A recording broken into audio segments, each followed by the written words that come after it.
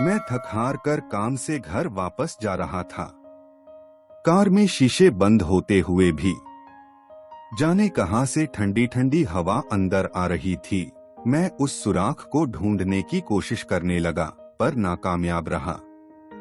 कड़ाके की ठंड में आधे घंटे की ड्राइव के बाद मैं घर पहुंचा। रात के 12 बज चुके थे। मैं घर के बाहर कार से आवाज देने लगा। बहुत देर हॉर्न भी बजाया, शायद सब सो चुके थे। 10 मिनट बाद खुद ही उतरकर गेट खोला। सर्द रात के सन्नाटे में मेरे जूतों की आवाज साफ सुनी जा सकती थी। कार अंदर कर जब दोबारा गेट बंद करने लगा, तभी मैंने देखा एक 8 से 10 साल का बच्चा अपने कुत्ते के साथ मेरे घर के सामने फुटपाथ पर सो रहा है। वह एक अधफटी चादर ओढ़े हुए था। उसको देखकर मैंने उसकी ठंड महसूस करने की कोशिश की तो एकदम सकपका गया। मैंने मोंटे कार्लो की महंगी जैकेट पहनी हुई थी, फिर भी मैं ठंड को कोस रहा था।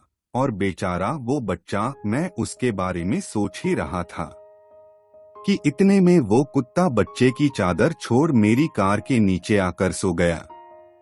मेरी कार का इंजन गर्म था। शायद उसकी गर्माहट कुत्ते को सुकून दे रही थी।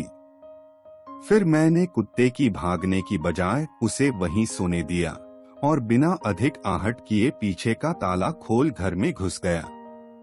सबके सब सो रहे थे। मैं चुपचाप अपने कमरे में चला गया।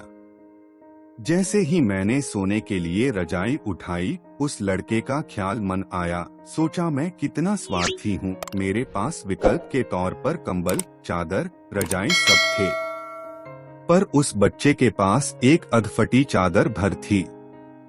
फिर भी वो बच्चा उस अधफटी चादर को भी कुत्ते के साथ बांटकर सो रहा था और मुझे घर में फालतू पड़े कंबल और चादर भी किसी को देना गवारा नहीं था।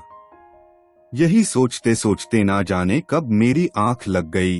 अगले दिन सुबह उठा तो देखा घर के बाहर भीड़ लगी हुई थी। बाहर निकला तो किसी को बोलते सुना, अरे वो चाय बेचने वाला सोनू कल रात ठंड से मर गया। मेरी पलकें कांपी और एक आंसू की बूंद मेरी आंख से छलक गई। उस बच्चे की मौत से किसी को कोई फर्क नहीं पड़ा, बस वो कुत्ता अपने नन्हे दोस्त के बगल में गुमसुम बैठा था, मानो उसे उठाने की कोशिश कर रहा हो। दोस्तों, ये कहानी सिर्फ एक कहानी नहीं, ये आज के इंसान की सच्चाई है। मानव से अगर मानवता चली जाए तो वो मानव नहीं रहता, दानव बन जाता है। और शायद हम में से ज्यादातर लोग दानव बन चुके हैं। हम अपने लिए पैदा होते हैं, अपने लिए जीते हैं और अपने लिए ही मर जाते हैं। ये भी कोई जीना हुआ। चलिए एक बार फिर से मानव बनने का प्रयास करते हैं। चलिए अपने घरों में बेकार पड़े कपड़े जरूरतमंदों को देते हैं। चलिए कुछ गरीबों को खाना खिलाते हैं। चलिए किसी गरीब बच्चे को पढ़ाने का संकल्प लेते हैं। चलिए एक बार फिर से मानव बनते हैं।